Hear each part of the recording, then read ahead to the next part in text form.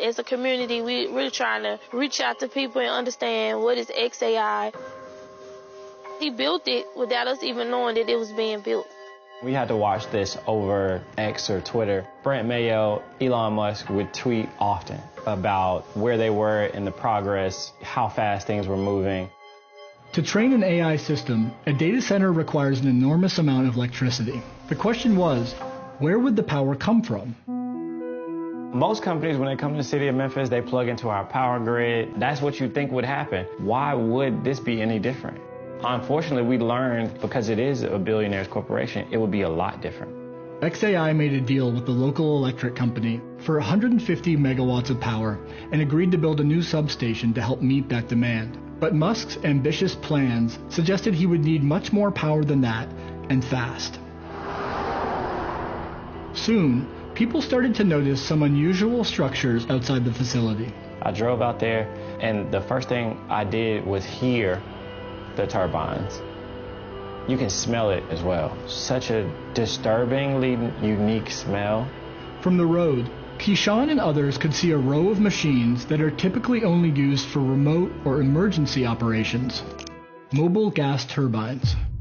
I have never seen portable turbines used like this. Patrick Anderson works on air quality cases for the Southern Environmental Law Center. We know that these kinds of generators require air permits. And so right off the bat, we started filing records requests with the local Shelby County Health Department. Do you have an air permit application from XAI? And they came back and basically said, no, we have nothing to hand over.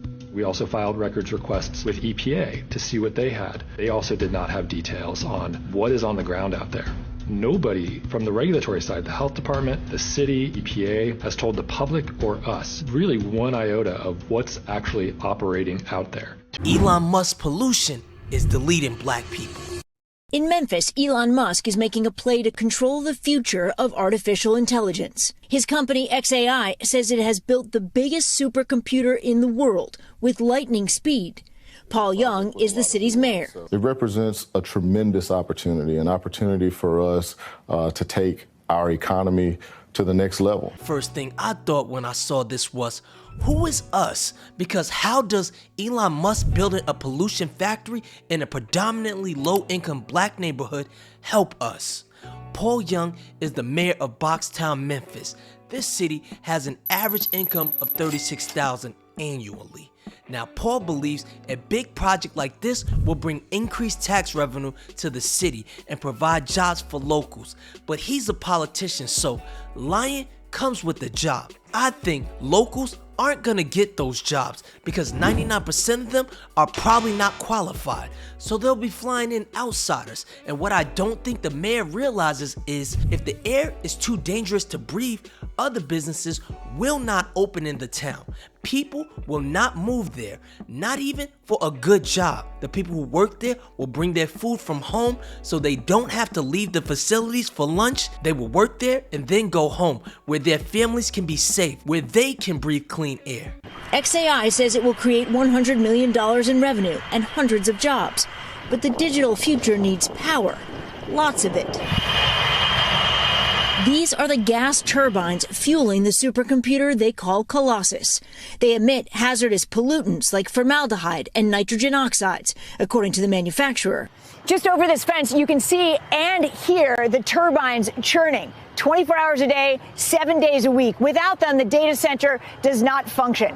What's not in dispute is the fact that they are polluting the air. What people don't know is how much of that pollution is reaching nearby communities. I promise you, they know. They did their research, a ton of research, before they came and built this big ass facility. And the one thing Americans don't care about is poor people. I can't lie to y'all, not just black people. Everybody knows America doesn't care about black people. But I gotta be honest with you, this would never happen in a wealthy black neighborhood. And this does happen in poor white neighborhoods. They do coal mining in Appalachia, in rural areas like Kentucky, West Virginia, and Tennessee. It happens in Med, Nebraska and in Central Valley, California, which has some of the worst air quality in the United States. To be honest with you, poor communities have less political power to fight back, so they use where they live as landfills, hazardous waste sites, power plants, fracking, or mining operations. I mean, think about it. Elon has money. He could have built this thing anywhere, but somehow he chose South Memphis. Not Beverly Hills, not Silicon Valley, South Memphis.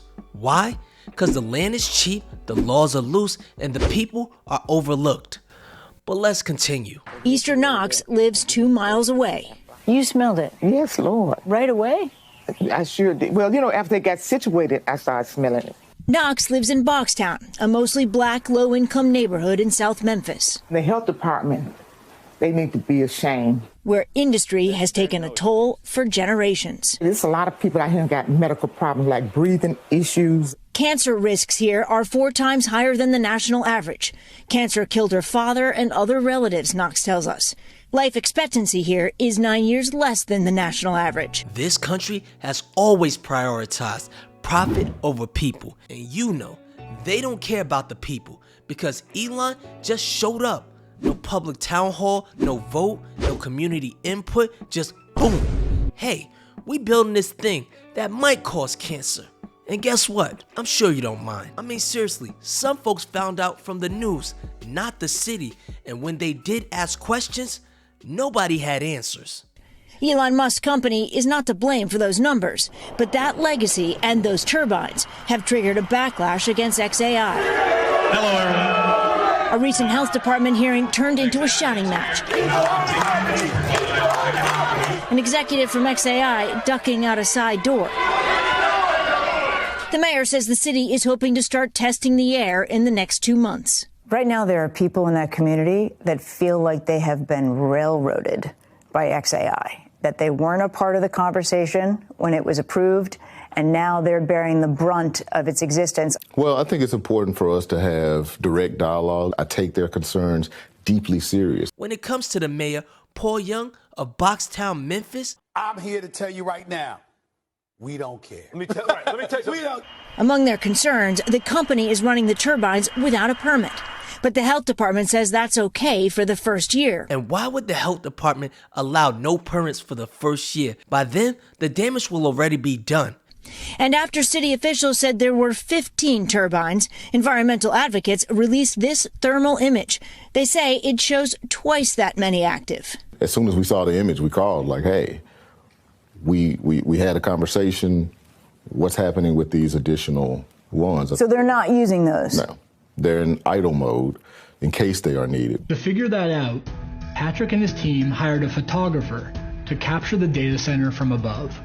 The images revealed far more turbines than anyone knew about. 35.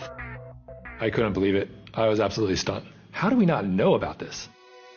According to XAI leadership, the turbines are not being used and are not connected. Under pressure, XAI claimed it was using less than half of those turbines. I've talked to the XAI leadership team. There are 35, but there are only 15 that are owned. The other ones are stored on the site. Well, first off, these are expensive. There's a turbine shortage nationally. You don't obtain these turbines and put them on site if you're not intending to operate them. So Patrick and his team sent the photographer back out with a high-end thermal camera. What we saw is 33 of the 35 were very clearly operating. The turbines were capable of generating about 420 megawatts of electricity. A reporter said he was sick after being there for a day. So imagine living in that for a year. XAI declined to be interviewed, but tells NBC News it is using pollution-minimizing technology and working with public officials to stop relying on the turbines by the end of this year. XAI has also pledged to build a water treatment facility for the city. Elected officials are working for and conspiring with industry in order to draw profits. Community organizer Keyshawn Pearson has lived in South Memphis most of his life. He says he is skeptical XAI will create hundreds of jobs and doubts the mayor's promise that its tax dollars will be directed to improve these neighborhoods. We don't want money in exchange for our lungs or in exchange for our lives. We want clean air, we want clean water, clean soil, just like everybody else.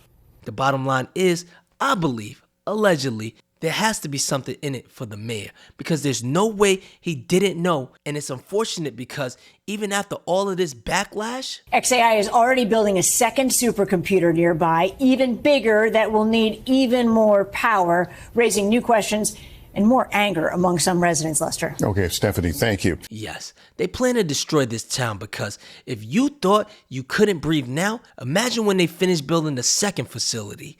And I'm not the only one talking about this. This neighborhood is in a majority black community. And now the people who live there are inhaling formaldehyde and nitrogen oxide every day? They got situated, I started smelling it. Not on my watch. Not on my watch. So you dropped 35 gas turbines into a black neighborhood where some folks didn't have indoor plumbing until 2010, where generations have been ignored, undervalued, and polluted. This is what environmental racism looks like. And you know what it's called?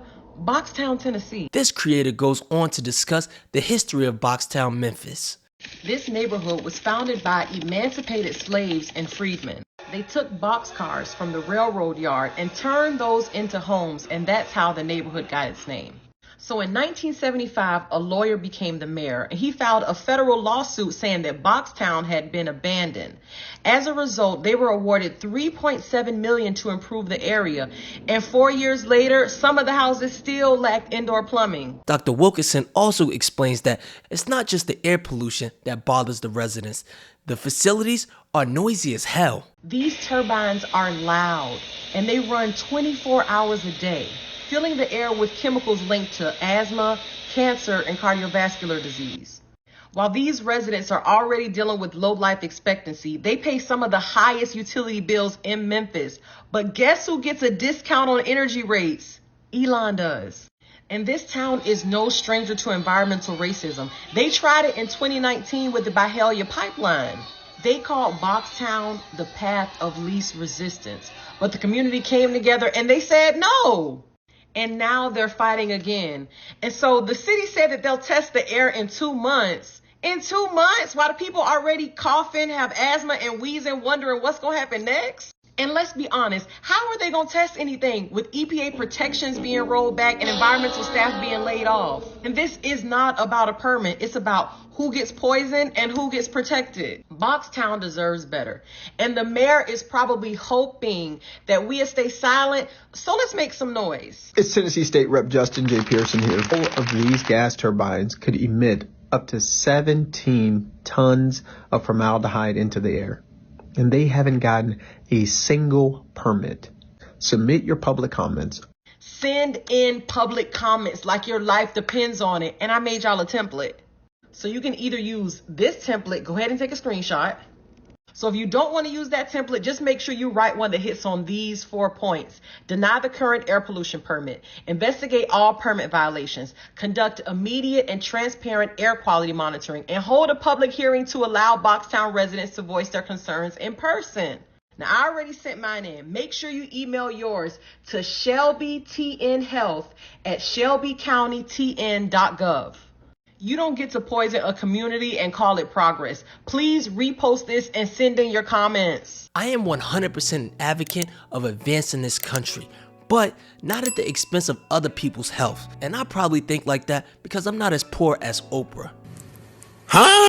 And if you haven't seen this video on what Oprah and The Rock did to Hawaii, click the video right there. I'm out.